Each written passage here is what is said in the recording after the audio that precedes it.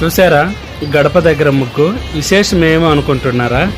అయితే పూర్తి వివరం కావాలంటే నా వీడియో మొత్తం చూసేయండి.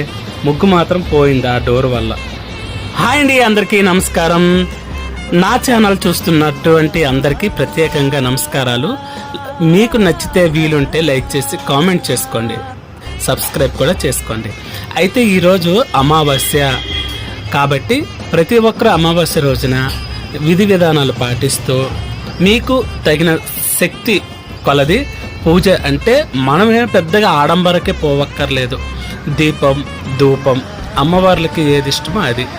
సో ఈరోజు లక్ష్మీదేవి ఇది కాబట్టి నా భార్య గవ్వలతో పూజించిందనమాట.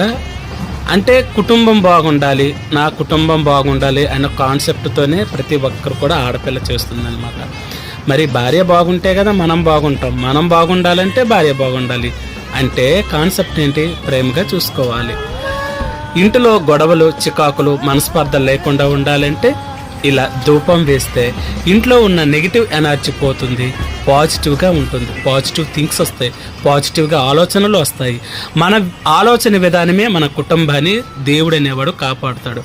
మనం ఎప్పుడైనా సరే ఎవరికి కూడా హాని అనేది కోరకూడదు, మంచే కోరుకోవాలి. అదే యద్భావం తద్భవతి.